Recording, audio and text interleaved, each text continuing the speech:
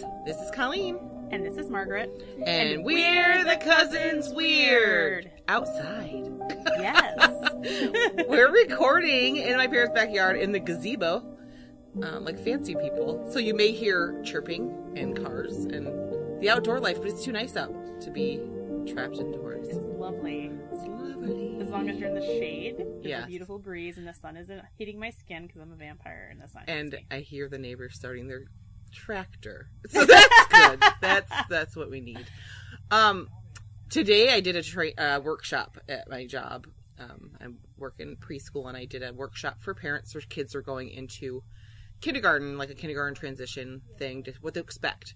And I was like, had this brief moment where I almost could have said, "Hi, freaky friends," when I got and I was like, I gotta really watch myself, so I'm not saying "Hi, freaky friends" to these parents. Yeah, my And there's husband's the car is tractor. finally going to be fixed within a week. Oh, yay. The parts in, and it's going to be done. That'll Thank God. finally be. But, like, I had errands to run today, and we had to do this thing tonight, so I brought my husband to work, and, like, it's so nice out, right? Yeah. And so I had the windows down, and this time of year, you have to listen to a certain type of music, and for me, it's, like, Rancid.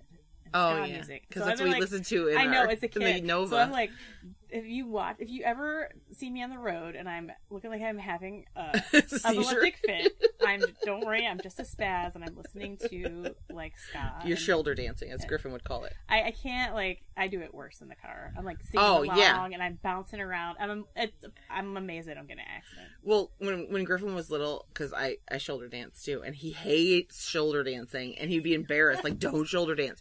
And when he was being naughty in school, I told him I was going to come in and have Rich carry a big boombox behind me, and I would shoulder dance, going, "Griffin," like through the halls, and he was like, "No!" Like, it was the worst thing you could possibly think of, was that I was going to shoulder dance Oh my at God. his But friends. we listened to that album, Out Come the Wolves. Yes. So much. And I Yes. haven't listened to it in years. And I'm like, I'm in the mood. I want to listen to this. I haven't listened to this forever. And I'm like, I forgot how good that album was. It's good. Black coat, white shoes, black hat, Cadillac hair.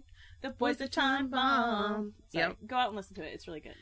Yeah. If you're our age, you should already have listened to you it. should. If you're have already young, listened to it. we're introducing you to new music that you'll be cooler than your friends listening to it. Absolutely. So we're together. That's fun. I'm happy. Fun. I've been exposed to COVID 3 times in the past week and a half. Yeah, that's one of the reasons why we're outdoors. Because we don't want... We wanted to be together, but we don't want to contaminate anybody or each other. Yeah, so. It's safer outside. Yeah. Well, the wind can take my contaminated breath directly right into my face, because we're actually looking at each other. We usually just sit next to each other, but we have it set up outside that we are actually staring at each other right now. This is a good setup. I kind of like this. I do too, because usually we're on the couch down cellar and we're sitting next to each other. Because you've seen our setup when we do our lives. Yeah. And right now we're like facing each other. Yeah, it's kind of cool. We should figure out a way to do this. We should do this. We should buy fancy chairs to sit in.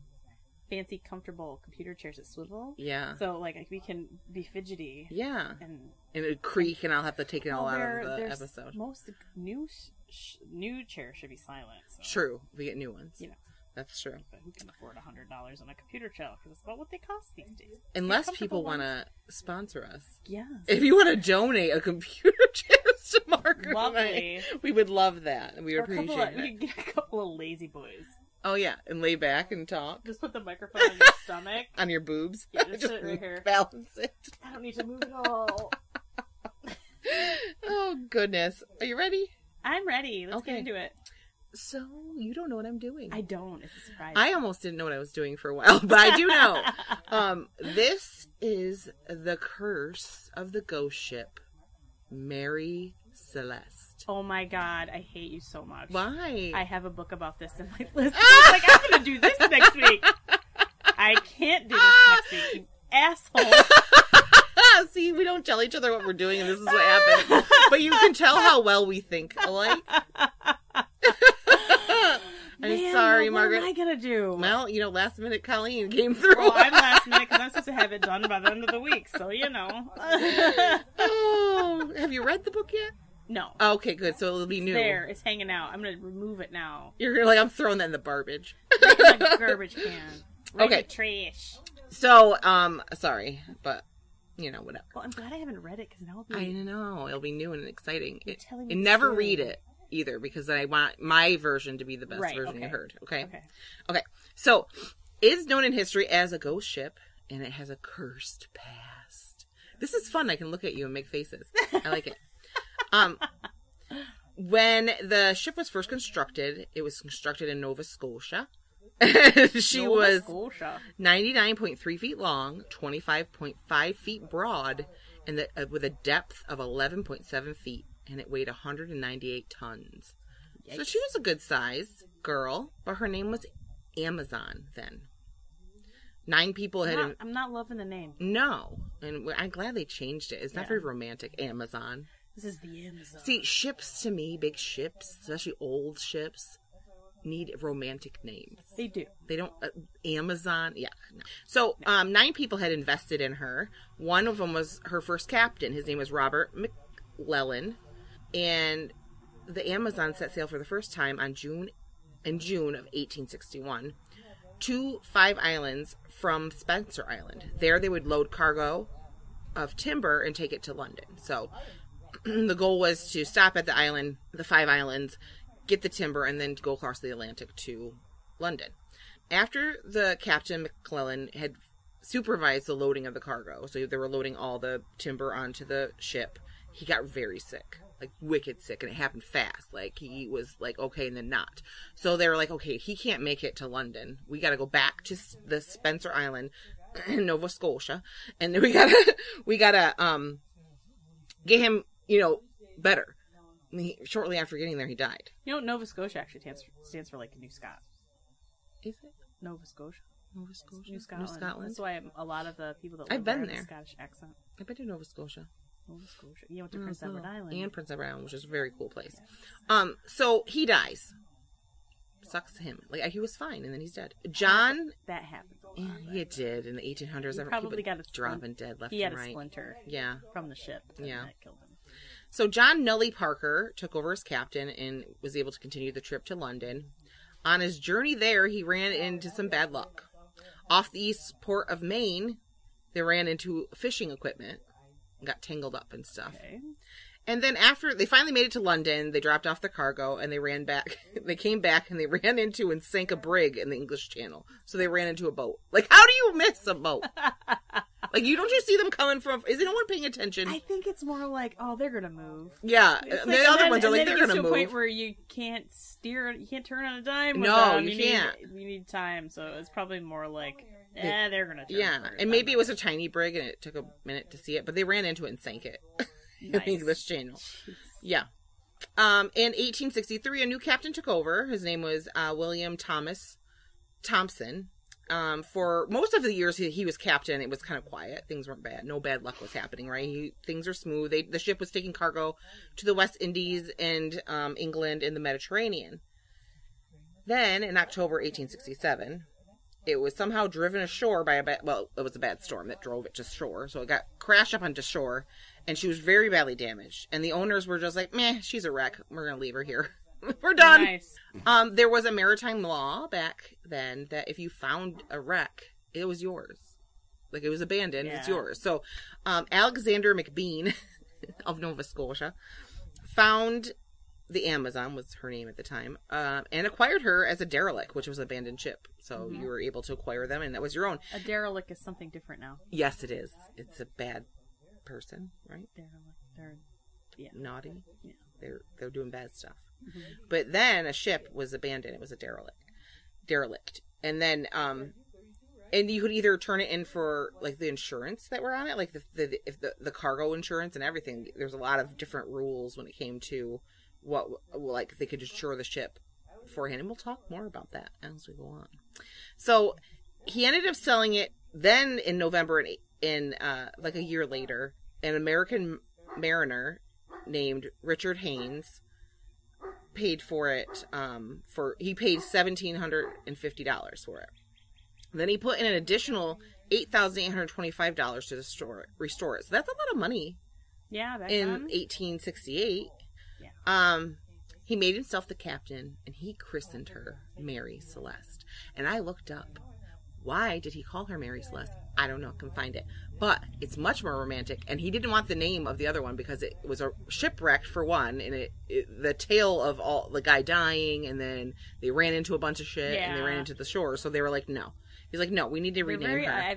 From what I've read, sailors back then, and probably now too, are very superstitious. For sure, yeah. Can't let a woman on the boat. No. Because then, bad things will happen. Weird stuff. Yeah. Weird stuff. So Haynes' luck wasn't any better, though. He was in debt to a lot of people, and his ship was seized by creditors a year later. And the creditors ended up... Can't even make it with a ship you found. Nope, can't. And he invested all that money into it. Like, you should have paid your creditors off and then moved on with your life. Sold the ship. Yeah, exactly. Yeah.